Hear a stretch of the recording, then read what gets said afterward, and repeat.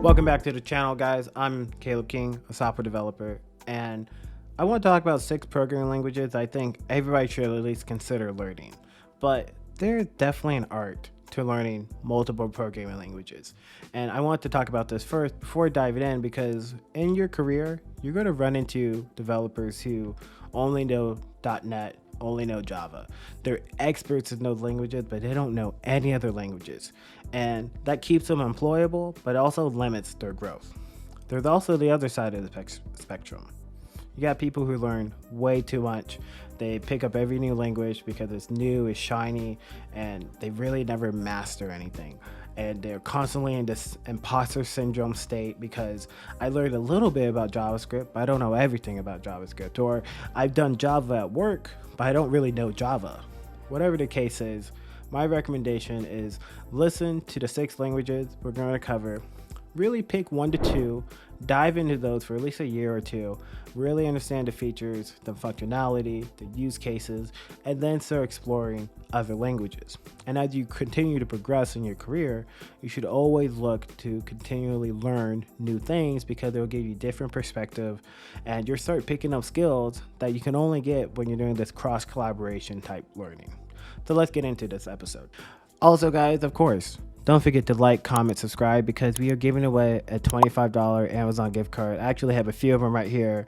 Just waiting for a few people to comment, waiting for a few people to like, leaving reviews on the podcast. Free money. It's all for you guys.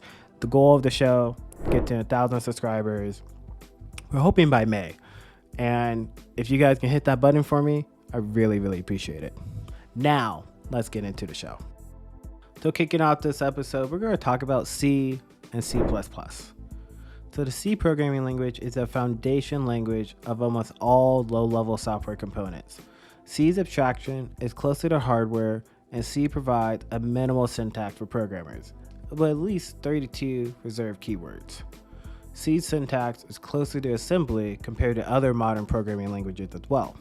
Therefore, C compilers translate to C source code to machine language efficiency and produces lightweight, blazing fast binary executables. C++ is the extension of C, so you can use C++ features for C's missing modern day language features, for example, classes, namespaces, etc. Learning C and C++ has a lot of benefits for any programmer. C++ motivates you to write optimized code because the language doesn't provide automatic garbage collection, for example. It improves your problem solving and basic computer science skills because it doesn't offer pre-built data structures. It doesn't give you a full featured library like Java would. And if you need to make a stack, for example, you need to build your own. C, to many people, is like the holy grail when it comes to programming. Some people call it the Bible of software development. And it really is a great language to start out with because, again, those fundamentals you have to understand if you really want to work with this language. Which leads into our next language, Bash. Now, Bash is a command language, command line interpreter, built for Unix-like operating systems. They're pre-installed on the many Unix-like OSs, and if you're on a Mac, for example, watching this, you got Bash. Many GUI terminal software typically default to Bash. Therefore, we can write portable Bash scripts using different Unix-like operating systems. Now, programmers follow different practices to boost their daily programming activity. Many programmers typically write their own Bash scripts for repetitive manual processes. For example, I wrote a Bash script to build a copy of a TypeScript project output, something that's a complete pain to do manually, but very easy to do with Bash. So learning Bash is undoubtedly the first step to learning process automation within your own workflow. Process automation is indeed the absolute way to enhance your productivity. Bash natively supports processes. So in other words, you can run another program just by mentioning its name. You can write automation scripts so fast to boost your programming productivity. You can do a lot of things with Bash. And I highly recommend you learning Bash because, one, it's the default program for many people. And when you're working with other developers, being able to hop on somebody else's computer and navigate their terminal, use their tooling, it's really good to have Bash because so many people have it, so many people use it, you might as well master it. Which leads us into our next language, the write once, run anywhere. No, I'm not talking about Java. I'm talking about JavaScript, y'all. Now, look, some of you might disagree. Like, Caleb, isn't Java the write once, run everywhere? Yeah, by textbook definition, but let's just think about it. With JavaScript, you can build websites, web services, desktop apps, mobile apps, CLI programs, IoT solutions, robotics related programs, smart TV apps. I mean, do I have to keep going on? You can build literally anything in JavaScript. There's even an operating system. If you didn't know, go check out Node OS that natively supports JavaScript and NPM modules. You can't get away from JavaScript. I had a coworker, he's a staff engineer at a great company, and I always laugh because anytime you mention JavaScript for him, he was like, I hate JavaScript, I don't know, but it's because he never learned it. He never really understood the pros and cons of JavaScript. Learning JavaScript opens a new path to build literally anything with one modern programming language. Internet-oriented enterprise software companies use JavaScript. Large corporations and small corporations, there's some JavaScript somewhere. And here's the other thing. JavaScript is the language of web browsers. Web browsers natively understand JavaScript and offer a lot of JavaScript-based web APIs to build modern, feature-rich applications. Every programmer in the world undoubtedly uses web browsers daily. Whether you're on Stack Overflow, Amazon, Google, you're interacting with the web. And programmers typically like to know how things work. They like to know the internals of how things operate. And JavaScript is indeed a mandatory skill if you want to understand how the web browser works internally. Now, what kind of tech coding YouTube channel would I be if I didn't mention the Holy Grail in Python?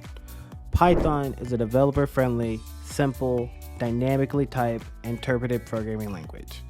Many web developers, data scientists, machine learning, system admins, they all work with Python in their day-to-day programming tasks.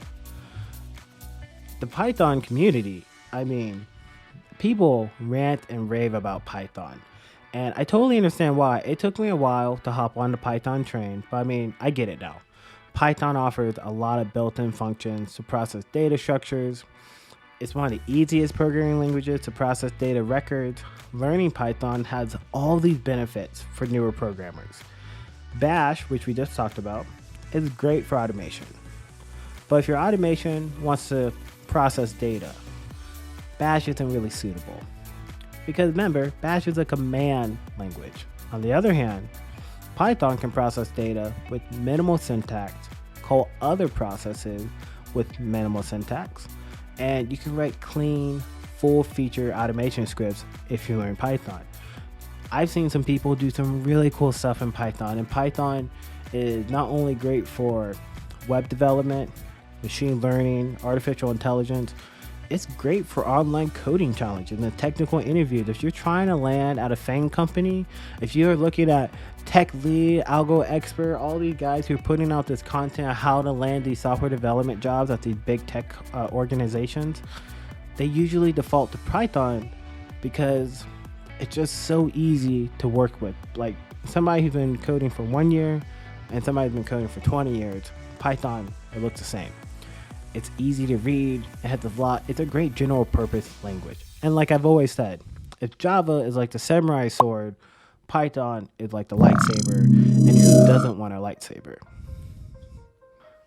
The next language we want to talk about is Go. Go is statically typed, general purpose programming language designed with the C-like syntax. It comes with many features that other modern programming languages have, such as garbage collection, memory safety, concurrency support. However, the Go programming language has developed a friendlier syntax, but still has an impressive performance compared to all these other languages. The design of Go language teaches us a lot of valuable lessons over the past 50 years of software development. Let me just talk about the keywords. Go only has 25 keywords, but it offers all the features that you need to build any software system. Most programming languages out there add tons of language features to make developer lives easier, but in reality, new language features outdate your code base super fast. Many experienced programmers don't usually care about the language's latest syntactical tips and tricks.